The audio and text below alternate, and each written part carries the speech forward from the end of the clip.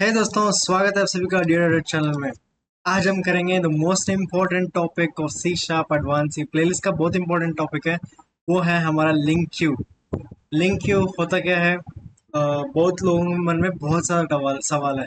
Sir, क्या link Q एक अलग ही लैंग्वेज है, या लिंक क्यू कैसा काम करता है, क्या करता है, और उसके पढ़ने के लिए हमें प्री रिक्विजिट्स क्या है, या उसको पढ़ने के बाद हमें कहाँ पे यूज करना चाहिए, सिनेरियो क्या है, कब कैसे क्या करना है। बेसिकली इतने सारे सवाल है सबके मन में, बट हम लिंक क्यू को ना बहुत पार्ट बाय पार्ट डिवाइड करेंगे।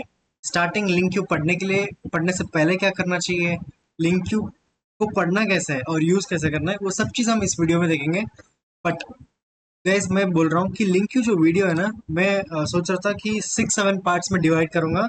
हर एक पार्ट में आपको बेसिक से एक इंटरमीडिएट लेवल तक अच्छे से डिटेल में एक्सप्लेन करें, ठीक है।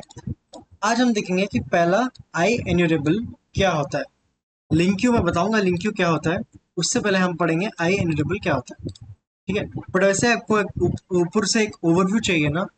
देखो, वो क्या करता है ओवरव्यू। जैसे देखो, हम लिखते हैं सी शार्प का कोड, राइट।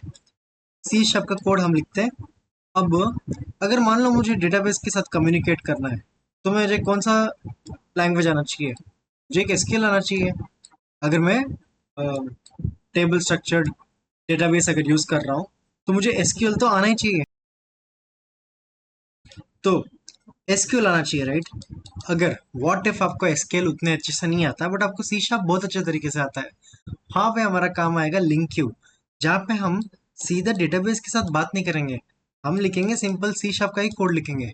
बट ये सी शार्प का कोड क्या होगा, ये कन्वर्ट हो जाएगा एसक्यूएल के साथ। मैं सी शार्प में बोलूंगा, भाई तू डेटाबेस के पास जा और सारे प्रोडक्ट्स उठा के ले आ। अब लिंक्यू क्या करेगा कि ये उठाएगा सी शार्प के कोड, और लिंक्यू यहाँ बीच में प्ले करेगा। लिंक्यू यहाँ बीच में ऐसा एक्ट करेगा कि ये सी शार्प का कोड लेगा और इसको कन्वर्ट करके एसक्यूएल में बना देगा, और एसक्यूएल से ये डेटाबेस से उठा के ले आएगा, और जब वापस आ रहा है तो एसक्यूएल से जब रिटर्न होता है तो वो ऑब्जेक्ट के फॉर्म्स में आता है। ऑब्जेक्ट मतलब सी शार्प, ठीक है। तो बेसिकली लिंक बस इतना ही करता है, सी शार्प से एसक्यूएल में कन्वर्ट कर देता है, और वो डेटाबेस से रिकॉर्ड फेच करने में हमारा काम आता है। ये है लिंक, ठीक है। अभी लिंक हमें समझ आ गया। अभी आई एन्यूरेबल होता क्या है। जैसे देखो, अगर मेरे पास एक लिस्ट ऑफ नंबर्स है, लिस्ट मैंने लास्ट वीडियो में समझाया था कि लिस्ट क्या होता है। लिस्ट क्या होता है, आई लिस्ट क्या होता है, आई एन्यूरेबल, आई असिंक एन्यूरेबल, और कलेक्शन, आई कलेक्शन क्या होता है। ये सारा वीडियो अगर आपने नहीं देखा, तो जाओ मेरा पिछला वीडियो पे ये सारा वीडियो एक बार देख के फिर आ जाए यहाँ पे आ जाना, ताकि आपको इजीली समझ आ जाए कि हम कर क्या रहे हैं। अगर आप बिल्कुल बेसिक हो, तो बिगिनर प्लेलिस्ट पे जाके फटाफट देख के आ जाना, ठीक है। Anyways, let's begin. देखो गाइस, मेरे पास एक लिस्ट ऑफ नंबर्स है, ठीक है। लिस्ट ऑफ नंबर, और यहाँ पे मैंने एक नया ऑब्जेक्ट बनाया लिस्ट, जिसमें मैंने इतने सारे वेरिएबल्स, आई मीन इतना सारा डेटा रखा हुआ है। अभी देखो, एन्यूरेबल क्या करता है। अगर मैं बोलता हूँ नंबर्स के अंदर जहां पे हर एक नंबर मोर देन 2 है, वो मुझे यहाँ पे दे दे, ठीक है। सिंपल है। ये वेयर कंडीशन को पढ़ना कैसे लिंक क्यू में। अगर मैं एन, इसको बोलते हैं हम लैम्डा, ठीक है। अगर मैं लिखता हूँ एन लैम्डा एन, इसका मतलब हर एक नंबर, ठीक है। आप लैम्डा को ऐसा समझो कि हर एक, एवरी, ठीक है। बेसिकली एक लूप जैसे ही काम करता है लिंक क्यू, ठीक है। लूप की जगह हम यहाँ पे लैम्डा लिखते हैं। हर एक नंबर पे जाओ और देखो वो नंबर जो 2 से ज्यादा हो। अब 2 से ज्यादा क्या है, ये नहीं है, ये भी नहीं, क्योंकि ये 2 से इक्वल है। 3 है, 4 है, 5 है। अब तीनों नंबर्स यहाँ पे आएंगे, ठीक है। अब जब यहाँ पे 3 नंबर आएंगे, हम हर एक नंबर को लेंगे और हर एक नंबर को प्रिंट करेंगे। अब ये है अनइरेबल। सर, ये अनइरेबल कैसा है? ये तो नॉर्मल है। ये तो नॉर्मली हम लिस्ट में नंबर्स को इटरेट मार के उसको प्रिंट करते हैं। हाँ भाई, अगर हमारे अंदर ये देखो, ये लिस्ट ऑब्जेक्ट्स मेरे पास ऑलरेडी है। अगर सी शार्प के कोड में एग्जिस्टिंग ऑब्जेक्ट्स ऑलरेडी है, और उस एग्जिस्टिंग ऑब्जेक्ट्स के ऊपर मुझे कुछ लूप चलाना है, उसको हम आई एन्यूरेबल बोलते हैं, ठीक है। आई एन्यूरेबल का तरीका है, देखो, ये फिल्टरिंग का काम मेमोरी के अंदर ही होगा।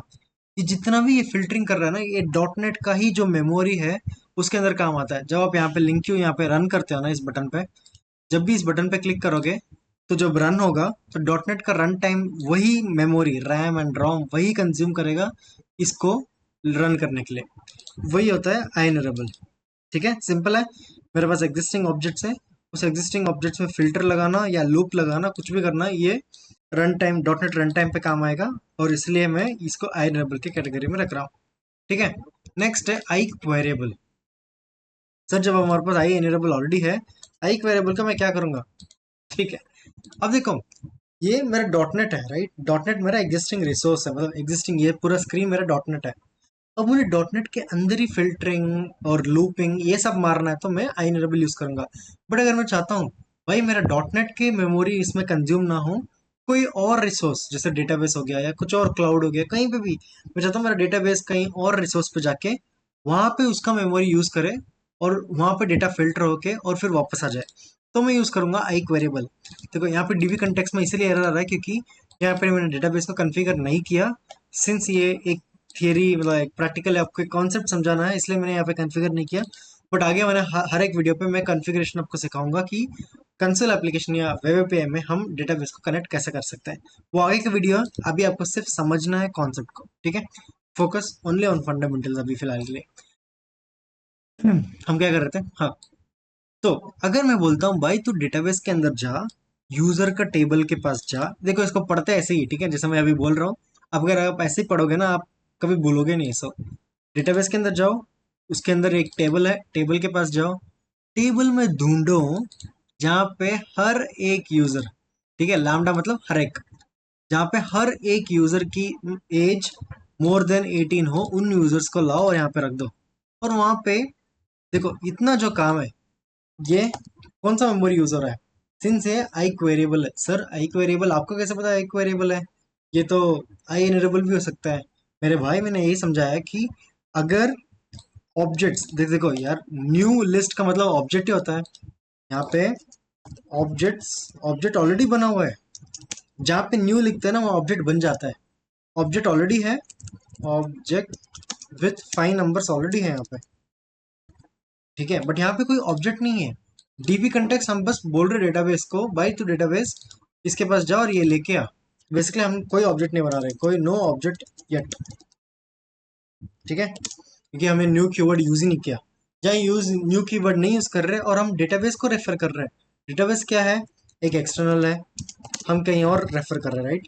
इसलिए इसको बोलते हैं डीबी कंटेक्स्ट यूजर, ये वो। तो ये आई वेरिएबल है जहाँ पे हम एक्सटर्नल रिसोर्स को यूज कर रहे हैं। ठीक है, और ये जितना भी ये प्रोसेस हो रहा है, डेटाबेस के पास गया, डेटाबेस में ढूंढ के जो वापस आया, ये किसका मेमोरी यूज कर रहा है? डॉट नेट का मेमोरी यूज कर रहा है? बिल्कुल नहीं, ये यूज कर रहा है एसक्यूएल का ही मेमोरी, क्योंकि एसक्यूएल में फिल्टरिंग कर रहा है, तो ये यूज कर रहा है एसक्यूएल का मेमोरी। ठीक है, इतना में क्लियर हो गया। ये वही एसक्यूएल की मेमोरी यूज करके यहाँ पे लिस्ट, यहाँ पे यूजर्स दे देगा। अब यूजर जब हमें मिल गया ऑलरेडी, एक अगर आप एमवीसी यूज कर रहे हो, आप सीधे यहीं पे रिटर्न व्यू करो, जो भी आता है यहाँ पे ऐसे ऐसे कर दो, ये बिल्कुल सही चलेगा अगर आप एमवीसी यूज कर रहे हो तो। बट सिंस मैं यहाँ पे कंसोल ऐप यूज कर रहा हूँ, फिर भी कोई दिक्कत नहीं। यहाँ पे यूजर आ गया, हर एक यूजर को मैं यहाँ पे लूप में प्रिंट करते जा रहा हूँ। सिंपल, इतना ही है मेरा आई क्वेरेबल। आई क्वेरेबल क्या करता है? एक अलग रिसोर्स पे जाके वहाँ सर्चिंग सॉर्टिंग फिल्टरिंग जो भी जो करना है वो करके यहाँ पे रिकॉर्ड्स रिटर्न कर देता है। फिर हम, जैसे हमारे पास रिकॉर्ड्स आ गया, फिर हम कुछ भी कर सकते हैं। ठीक है, तो ये दो कॉन्सेप्ट तो आप लोगों के लिए क्लियर है। ठीक है, अब अगला है हमारा मेथड सिंटैक्स और क्वेरी सिंटैक्स। जैसे देखो, ये बहुत ज़्यादा पावरफुल कॉन्सेप्ट है। ठीक है, मैं समझाऊंगा इसका मतलब क्या आता है। जैसे हमने ऊपर देखा यहाँ पे कि भाई डेटाबेस के अंदर जा, ये कर ये कर ये लेके आ, ये हमने देख लिया कि ये आई क्वेरेबल लिखने का एक तरीका है, मतलब लिंक क्यू एक लिखने का तरीका। बट हमारे पास दो तरीका है लिंक क्यू लिखने का। एक तरीका ये है जिसको बोलते हैं हम क्वेरी सिंटैक्स मेथड। यूजुअली जिसका एसक्यूएल बहुत ज़्यादा स्ट्रॉन्ग है, या जिनको एसक्यूएल में ही घुसना है, ये एसक्यूएल उनकी स्ट्रेंथ है, वो ये यूज़ करते हैं, क्योंकि इसका सिंटैक्स एग्जैक्टली एसक्यूएल जैसा ही है। क्योंकि देखो, फ्रॉम सी, सी मतलब एक अलियास है किसका? कस्टमर्स का। अब वो क्या करेगा? कस्टमर का एज ढूंढेगा जहाँ पे मोर देन 18 हो, और उस कस्टमर का सेलेक्ट डॉट सीन है, मतलब उस कस्टमर का नेम रिटर्न कर। एसक्यूएल में ऐसा होता है कि जहाँ पे सेलेक्ट हो ना, वो हमारा रिटर्न है। जैसे सी शार्प में हम बोलते हैं रिटर्न, है ना, वैसे ही एसक्यूएल में सेलेक्ट का मतलब रिटर्न कर दे। अगर मैं सेलेक्ट नेम की जगह कुछ और देता, जैसे कि रिएक्ट रोल नंबर, तो रोल नंबर मुझे दे देता कि उस कस्टमर है ना। चलो, ऑलरेडी लिखता, तो वो उस कस्टमर जो 18 साल से ऊपर है उसको ऑलरेडी देता, कुछ भी, anything, literally I right anything, क्योंकि रिटर्न ही तो करता है। अगर डेटाबेस में इस कॉलम है तो वो रिटर्न कर देगा। तो ये हमें क्लियर हो गया कि भाई ये क्वेरी सिंटैक्स है। और मेथड सिंटैक्स आपने ऊपर देख ही लिया भाई, हर एक कस्टमर के अंदर घुस और हर एक कस्टमर की एज ढूंढ जो इतने ज़्यादा है, और फिर सेलेक्ट कर, और वो हर एक कस्टमर जो भी ये क्राइटेरिया पूरा करता है उनका नेम दे दे। ये सिंपल है मेथड सिंटैक्स, जहाँ हमने ऊपर भी देखा था। तो मेरा प्रेफरेंस है कि मैं मेथड सिंटैक्स लिखूं। बाकी सबके अपने अपने प्रेफरेंसेस है। एंड ऑफ द डे ये एक सिंटैक्स ही है गाइस। आप कोई भी सिंटैक्स लिखो, ये सिंटैक्स लिखो या ये सिंटैक्स लिखो, एंड ऑफ द डे जो इंटरमीडिएट लैंग्वेज जो बनता है, मतलब जो हमारा ये है, जो भी हमने लिखा कोड, जब ये कंपाइलर यहाँ पे आके जब वो निकल जाता है बाहर, ये एक इंटरमीडिएट लैंग्वेज में कन्वर्ट होता है जहाँ पे डॉटनेट या मशीन हमारा पढ़ सके। तो एंड ऑफ द डे ये दोनों वही बनने वाला है ना। तो डजेंट मैटर आप कौन सा लैंग्वेज, कौन सा तरीके से लिख रहे हो, इट ऑल डिपेंड्स ऑन आपकी कंफर्टनेस, आप कितना कंफर्ट हो किस में। मैं पर्सनली ये प्रेफर करता हूँ क्योंकि ज़्यादा सिंपल है, और मैं सी शार्प के साथ ज़्यादा मेरा हैंड्स ऑन है, तो मैं शायद ये प्रेफर करूँगा। कूल। अभी एक चीज़ है गाइज, लिंक क्यू का सबसे द मोस्ट इम्पॉर्टेंट जो कॉन्सेप्ट है वो यही है, डिफर्ड और इंटरमीडिएट। आज आप जो भी लिंक क्यू लिख रहे हो ना आपके ऐप में, आपकी ऐप फास्ट प्रोसेस करेगा या स्लो प्रोसेस करेगा, आपकी ऐप क्रैश कर रहा है, टाइम आउट हो रहा है, स्लो चल रहा है, कोई एक स्पेसिफिक फंक्शन बहुत ज़्यादा टाइम लग रहा है, everything depends on deferred and intermediate. अगर आपने ये एक चीज़ अच्छे से कर लिया ना, आपका 50% लिंक क्यू का कॉन्सेप्ट खत्म हो गया, खत्म in the sense you good enough to go ahead. ठीक है। अब ये इसको मैं समझाने के लिए स्टेप बाय स्टेप आगे जाऊंगा, ठीक है। ओके। देखो गैस, पहला चीज ये है, ठीक है। ठीक है, पहले हम पढ़ेंगे कि ये, पहले हम इतना देखेंगे, ठीक है। इसको कमेंट कर दें, हम वही चीज रखेंगे जो हमें पढ़ना हो, ठीक है। देखो गैस, अगर जैसे मैंने ऊपर बोला था कि हमारे पास नंबर्स है, नंबर्स में हमारे पास ऑब्जेक्ट्स है, उस ऑब्जेक्ट्स को मुझे इटरेट करना है और निकालना है कि वो नंबर जो दो से डिविजिबल है, मतलब बेसिकली मैं इवन नंबर्स निकाल रहा हूँ। तो मैं यहाँ पे इवन नंबर्स निकाला, और हर एक नंबर को मैं लूप करके उसको प्रिंट कर रहा हूँ। Very simple. सर ये तो पहले ही पढ़ा रखा है, अब क्या पढ़ा रहे हो। ठीक है। अभी इसको मैं बोलूंगा डिफर्ड लिंक क्यू। सर ये कैसे डिफर्ड लिंक क्यू हो गया। ठीक है, देखो, जब भी मैं नंबर्स के अंदर ढूंढ रहा हूँ कुछ, तो यहाँ पे ना ये डेटाबेस के पास जाके ये ये नहीं लेके आएगा, रिकॉर्ड्स नहीं लेके आएगा, ठीक है। एसक्यूएल के पास जाके रिकॉर्ड्स नहीं लेके आएगा। पता है कब लेके आता है, जब भी हम इसके अंदर कुछ ऑपरेशन करते हैं। ऑपरेशन लाइक, अगर मैं लूप चला रहा हूँ, या मैं इसके अंदर कुछ मैनिपुलेट कर रहा हूँ, या इसके कोई ऑपरेटर्स यूज कर रहा हूँ, तब ये एसक्यूएल पे हिट जाता है, वरना ये जाता ही नहीं। बेसिकली डिफर्ड एक लेजी बंदा है। इंटरमीडिएट जो है, इंटरमीडिएट है ना, हाँ इंटरमीडिएट, हाँ इमीडिएट, सॉरी, इमीडिएट जो है वो बहुत क्विक, फास्ट एंड अजाइल है, बहुत फ्लेक्सिबल है वो।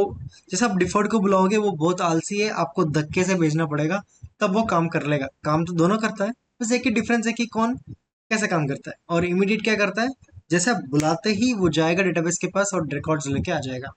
इतना बेसिक इंफॉर्मेशन काफी है। अभी हम देखेंगे क्या। देखो, मैंने बोला भाई नंबर्स है ना, उसमें से तो देख कि कौन कौन इवन नंबर्स है, इतना मैंने इसको बोल दिया। अब ये बस, सिंस मैंने बोला देख कौन कौन इवन नंबर्स है, तो ये सिर्फ देखेगा, ये कुछ काम नहीं करेगा, ये ढूंढेगा नहीं, कुछ नहीं करेगा। जब तक मैं कोई लूप ना चलाऊं, जैसे जब तक मैं कोई लूप ना चलाऊं, मैनिपुलेट ना करूं, ऑपरेटर ना करूं, तब तक ये डेटाबेस के पास जाके ढूंढता ही नहीं। सिंस ये नंबर्स मेरे पास ऑलरेडी ऑब्जेक्ट्स है, तो चलो ये तो चल जाएगा। बट अगर डेटा नंबर्स की जगह अगर मेरे पास डीबी कंटेक्स होता, डीबी कंटेक्स होता और इसके अंदर कुछ कस्टमर्स होते हैं, ये ये लाइन तब तक नहीं डेटाबेस के पास जाता जब तक मैं यहाँ पे फोर्स ना करता। तो ये है मेरे डिफर्ड। देखो देखो, एवोल्यूशन हैपेंस हियर, मतलब यहाँ पे मेरा एसक्यूएल हिट जाती है, इतना लेजी बंदा है। बट अगर अगर मैं इमीडिएट को बुलाऊं, इमीडिएट को मैं बोलूंगा भाई नंबर्स है, जहाँ पे तुझे इवन नंबर्स ढूंढना है, तो देखना है, देख के तुझे लिस्ट में कन्वर्ट करना है बस। मैंने यहाँ पे बोला इस बंदे को भाई तू देख ले बस, ठीक है। इवन नंबर्स, जहाँ पे इवन नंबर्स है उनको देख, बट यहाँ पे मैं बोल रहा हूँ जहाँ पे इवन नंबर्स है उनको देख और फिर टू लिस्ट में भी कर दे। कुछ कुछ फंक्शंस ऐसे हैं जो ना लिखने पे इमीडिएट चलता है। जैसे कि टू लिस्ट लिखोगे तो बहुत फास्ट चलता है, मतलब फास्ट इन सेंस इमीडिएट, फटाफट डेटाबेस के पास जाके रिकॉर्ड ले आता है। एक फाइंड है, एक फर्स्ट है, ठीक है। ये सारे फंक्शंस है और एक काउंट है। ये सारे ऐसे ऐसे फंक्शंस है ना। देखो अगर मैं इसको हटा, इतना हटा दूं, ये क्या बना, ये एक डिफर्ड लिंक हो गया। अगर मैं ऐसा कर दूं, अब ये बन गया इमीडिएट लिंक क्यू। तो अब ये इमीडिएट लिंक क्यू बन गया क्योंकि मैंने ये यूज किया है। अगर ये यूज करता, ये यू कोई भी यूज करता ना यहाँ पे ऑपरेटर्स में, तो वो इमीडिएट ही बनता। इमीडिएट का ये फायदा है कि भाई हमें दो दो लाइन नहीं लिखना पड़ा, दो दो लाइन, ये दो दो बार लूप ये करने की जरूरत नहीं है। इतना लिख दोगे ना, लास्ट में टू लिस्ट लिख दोगे, फटाफट हमारा यहाँ पे डेटा आ जाता है, ठीक है। इतना ही डिफरेंस है डिफर्ड और लिंक क्यू, डिफर्ड और इमीडिएट में। अभी अभी मैं बोलता हूँ अच्छा तरीका क्या है, बुरा तरीका क्या है लिंक क्यू लिखने का। देखो अगर मैं बोलता हूँ डेटाबेस के अंदर जा, यूजर्स का टेबल में जा, वहां पे तू हर एक टू लिस्ट में हर एक बंदे को ला, हर एक बंदे को लेके आ जा, और फिर यहाँ पे ढूंढ कि हर एक यूजर जो एक्टिव है। अब आप बताओ ये किस टाइप की लिंक क्यू है। मैंने बोला डेटाबेस के जब बस जा, सारे यूजर्स को ले आ, उसके बाद तू चेक कर कौन कौन एक्टिव है। ये है आई इन्यूरेबल, ठीक है। और फिर ये है हर एक यूजर्स को ले आ, ये है इमीडिएट, ठीक है। हम डिफरेंशिएट ऐसे करेंगे, सर आई इन्यूरेबल क्यों है। आई इन्यूरेबल इसलिए है, आपको याद होगा मैंने बोला था आई इन्यूरेबल उस चीज पे काम करता है जहाँ पे हमारे पास ऑब्जेक्ट्स ऑलरेडी डॉट नेट में हो। हाँ बट सर आप बोल रहे हो कि यहाँ डेटाबेस में जाके ये लेके आएगा। हाँ जी भाई मैं वही तो बोल रहा हूँ, डेटाबेस में गया, यहाँ पे गया और लोगों को लेके आगे यहाँ तक मेरा ये था आई क्वेरिएबल, यहाँ तक मेरा आई क्वेरिएबल ही था, क्योंकि हम आई क्वेरिएबल दूसरा रिसोर्स में जाके यूज करते हैं, राइट। यहाँ तक आई क्वेरिएबल है, जहाँ पे हमने टू लिस्ट लिख दिया ना, वहां पे वो आई इनेबल बन गया। क्योंकि आई क्वेरिएबल क्या करता है, वहां पे जाके फिल्टरिंग सर्चिंग करता है, बट ये क्वेरी क्या करता है, ये सारा लाता है और फिर यहाँ पे सर्चिंग कर रहा है। इसलिए आई इनेबल है और ये इमीडिएट है, क्योंकि जहाँ पे टू लिस्ट आ गया, फाइंड आ गया, फर्स्ट आ गया, काउंट आ गया, वो फटाफट उठा के जाके यहाँ पे ले आता है। ये एक बुरा तरीका है, क्योंकि मान लो अगर आपके पास यूजर्स 1 लाख यूजर होता, तो ये क्या करता है, डेटाबेस में जाके पहले 1 लाख यूजर को लाता है और फिर उसमें से एक्टिव लोगों को निकालता है। वो तो बहुत ज्यादा टाइम लगेगा यार। एक तो मान लो इज एक्टिव हमारे 10 लोग हैं बस, डेटाबेस में 1 लाख लोग हैं, पहले 1 लाख लोगों को लाएगा, उसमें से 10 लोगों को निकालेगा। It takes a lot of time और ये बुलशिट नॉनसेंस है, ऐसा नहीं करना चाहिए। ये बहुत गलत तरीका है जहाँ पे टू लिस्ट हम आगे लिखते हैं। अब सही तरीका क्या है, सही तरीका वो है जहाँ पे हम लिखेंगे डेटाबेस के अंदर जा, यूजर्स में जा, उस टेबल में जा, और उस टेबल के अंदर तो ढूंढ वो सारे लोग जो एक्टिव है। अब वो ढूंढ ही रहा है, किसमें ढूंढ रहा है, आई क्वेरेबल। आई क्वेरेबल कैसे, क्योंकि ये कहीं और जाके ढूंढ रहा है, किसी और का रिसोर्स यूज कर रहा है। रिसोर्स यूज कर दिया और फिर उसको लिस्ट में कन्वर्ट करता रहा है, ठीक है। और फिर उसको लिस्ट में कन्वर्ट कर रहा है और फिर वो चेक कर रहा है कि जहाँ पे एज मोर देन 18 है, ठीक है। तो अब ये क्या है, डिफर्ड है कि क्या है, ये भी इमीडिएट है क्योंकि इसमें भी टू लिस्ट है। बट ये आई क्वेरिएबल इमीडिएट है क्योंकि इतना सारा जो सर्चिंग है वो एसक्यूएल में करता है, उसके बाद लिस्ट में कन्वर्ट करता है और फिर देखता है कि भाई कौन कौन है जो 18 के ऊपर है। तो ये अच्छा तरीका है। जितना टू लिस्ट को आप लास्ट में डालोगे उतना बेटर चलेगा ये। अगर आप पहले ही डाल दोगे ना, पहले वो आइनरेबल हो गया। The worst thing that you can write in a link queue is making it ironable. Ironable मत बनाओ guys, आई वेरिएबल बनाओ, आपके रिसोर्स बचाओ, आपका स्पीड, एग्जीक्यूशन, मेमोरी सब कुछ बचाओ। सब कुछ एसक्यूएल पे छोड़ दो यार, एसक्यूएल देख लेगा, एक्सक्यूएल इतना वास्ट है वो सब कर लेगा। डॉट नेट कोड को आप इतना सिंपल एंड अच्छे से रखो, उतना वैसा बेटर है, ठीक है। अब यार गैस ना ये एक पिटफॉल है जहाँ पे लोग यूजुअली फंस जाते हैं लिंक क्यू लिखते टाइम।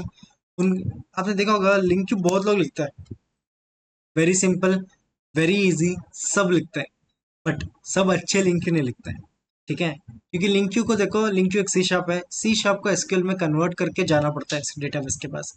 अगर आप बुरा लिंक क्यू लिखोगे ना, अगर आप बुरा लिंक क्यू लिखोगे तो ये कन्वर्जन जो टाइम है, मान लो 2 सेकंड जो लगने वाला है, वो लग जाएगा आपका 6 सेकंड, बुरा हो गया।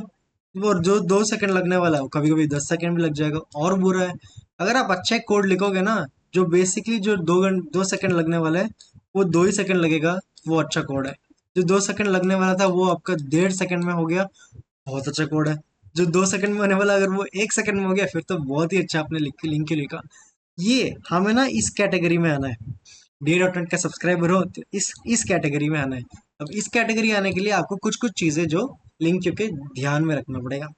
ठीक है, पहला चीज हम देखेंगे कि इसमें पिटफॉल मतलब गलती कहाँ पे होता है यूजुअली लोगों से। अगर मैं बोलता हूँ बाई टू डेटाबेस के पास जा, आइटम्स मेरा एक टेबल है, वहां पे ढूंढ हर एक प्राइस जो 100 रुपए के ज्यादा है, वो यहाँ पे आ गया। 100 रुपए से ज्यादा जितने भी प्राइस के आइटम्स है वो यहाँ पे लेके आओ, लेके आ गया। ठीक है, अब लेके आया सच में। ये क्या है, इमीडिएट है या डिफर्ड है? सर ये तो डिफर्ड है। कैसे भाई, डिफर्ड कैसे है?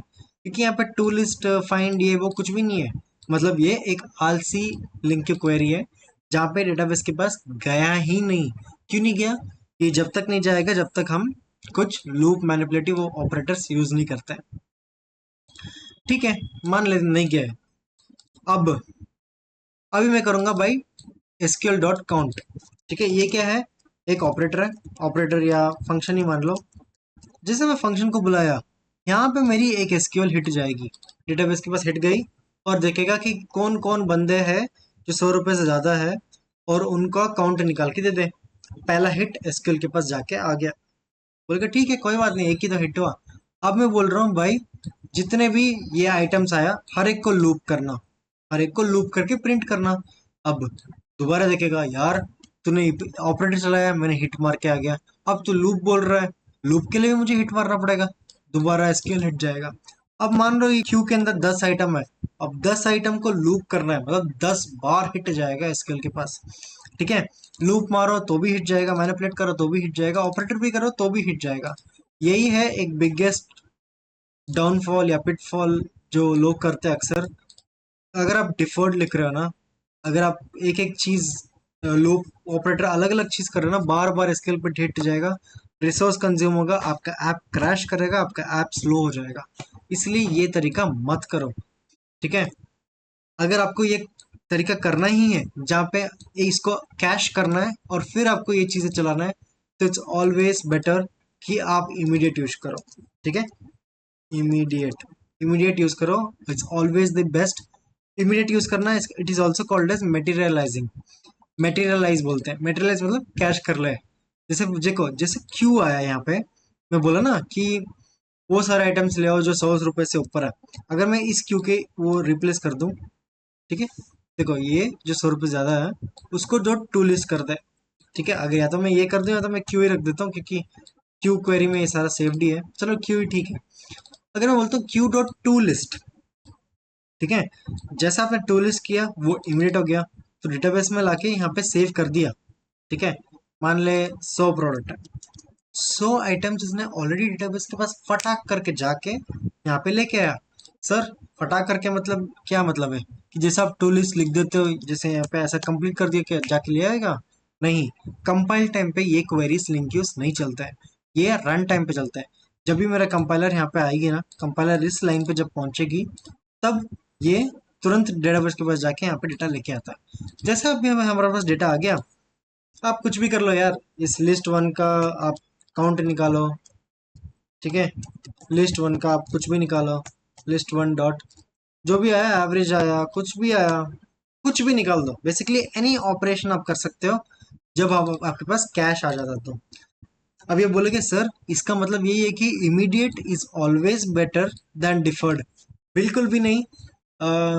मैं एक एग्जांपल बोलना चाहता हूँ कि डिफर्ड और इमीडिएट यूज करने की बहुत सारे अलग अलग तरीका है। जैसे मान लो डिफर्ड में कौन से सिनेरियो पे यूज करूंगा? डिफर्ड में उस सिनेरियो पे यूज करूंगा जहाँ पे मुझे डेटा कंडीशनल में चाहिए।